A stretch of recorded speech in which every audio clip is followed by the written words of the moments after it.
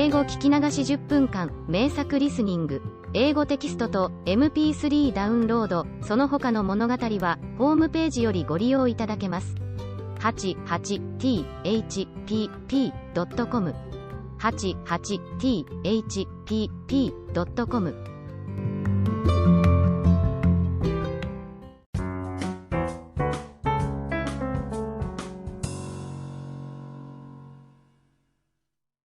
Rapunzel.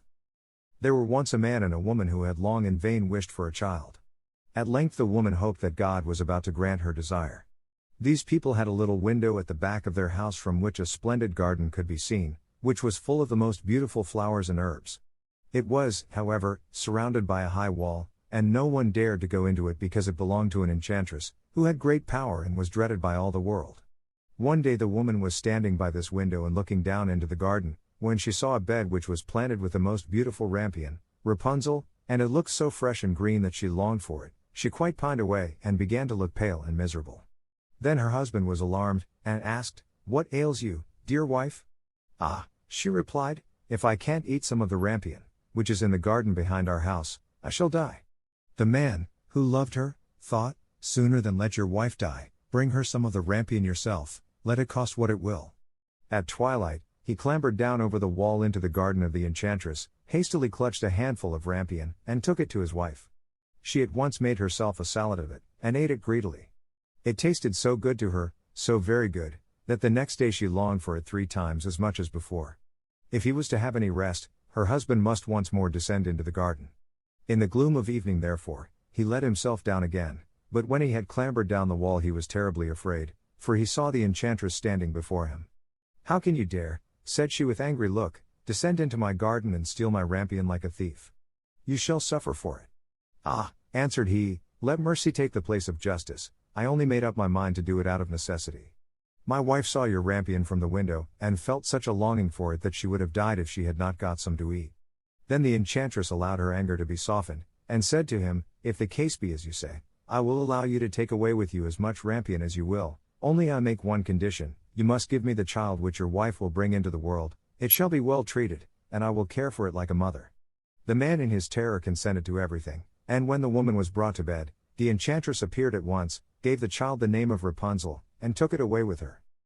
Rapunzel grew into the most beautiful child under the sun. When she was 12 years old, the enchantress shut her into a tower, which lay in a forest, and had neither stairs nor door, but quite at the top was a little window. When the enchantress wanted to go in, she placed herself beneath it and cried, "Rapunzel, Rapunzel, let down your hair to me." Rapunzel had magnificent long hair, fine as spun gold, and when she heard the voice of the enchantress she unfastened her braided tresses, wound them round one of the hooks of the window above, and then the hair fell 20 ells down, and the enchantress climbed up by it. After a year or two, it came to pass that the king's son rode through the forest and passed by the tower. Then he heard a song, which was so charming that he stood still and listened. This was Rapunzel, who in her solitude passed her time in letting her sweet voice resound. The king's son wanted to climb up to her, and looked for the door of the tower, but none was to be found. He rode home, but the singing had so deeply touched his heart, that every day he went out into the forest and listened to it. Once when he was thus standing behind a tree, he saw that an enchantress came there, and he heard how she cried, "Rapunzel, Rapunzel, let down your hair to me." Then Rapunzel let down the braids of her hair, and the enchantress climbed up to her. "If that is the ladder by which one mounts, I too will try my fortune," said he, and the next day when it began to grow dark, he went to the tower and cried, "Rapunzel, Rapunzel, let down your hair to me." Immediately the hair fell down and the king's son climbed up. At first Rapunzel was terribly frightened when a man, such as her eyes had never yet beheld, came to her, but the king's son began to talk to her quite like a friend, and told her that his heart had been so stirred that it had let him have no rest, and he had been forced to see her. Then Rapunzel lost her fear, and when he asked her if she would take him for her husband, and she saw that he was young and handsome, she thought, "He will love me more than old Dame Gothel does," and she said yes, and laid her hand in his. She said, "I will willingly go away with you, but I do not know how to get down. Bring with you a skein of silk every time that you come, and I will weave a ladder with it, and when that is ready I will descend, and you will take me on your horse." They agreed that until that time he should come to her every evening, for the old woman came by day. The enchantress remarked nothing of this, until once Rapunzel said to her, "Tell me, Dame Gothel, How it happens that you are so much heavier for me to draw up than the young king's son, he is with me in a moment. Ah! You wicked child, cried the enchantress. What do I hear you say? I thought I had separated you from all the world, and yet you have deceived me. In her anger she clutched Rapunzel's beautiful tresses, wrapped them twice round her left hand, seized a pair of scissors with the right, and snip, snap, they were cut off, and the lovely braids lay on the ground. And she was so pitiless that she took poor Rapunzel into a desert where she had to live in great grief and misery. On the same day that she cast out Rapunzel, however, the enchantress fastened the braids of hair, which she had cut off, to the hook of the window, and when the king's son came and cried, Rapunzel, Rapunzel, let down your hair to me. She let the hair down. The king's son ascended, but instead of finding his dearest Rapunzel, he found the enchantress, who gazed at him with wicked and venomous looks. Aha! She cried mockingly, you would fetch your dearest, but the beautiful bird sits no longer singing in the nest, the cat has got it, and will scratch out your eyes as well.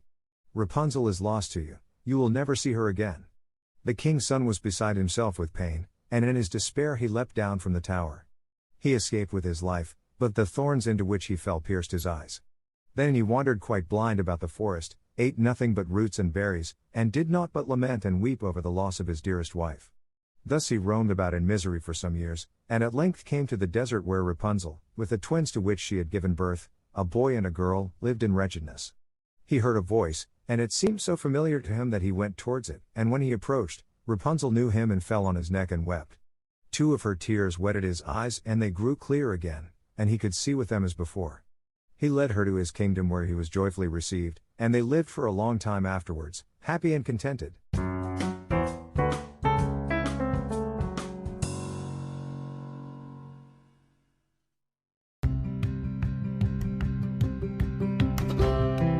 英語聞き流し10分間、名作リスニング。英語テキストと MP3 ダウンロード、その他の物語は、ホームページよりご利用いただけます。88thpp.com 88thpp.com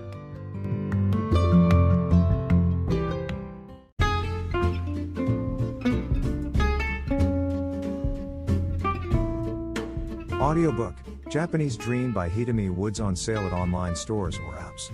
Apple, Audible, Google Play, Nook Audiobooks, 43 available distributors in total.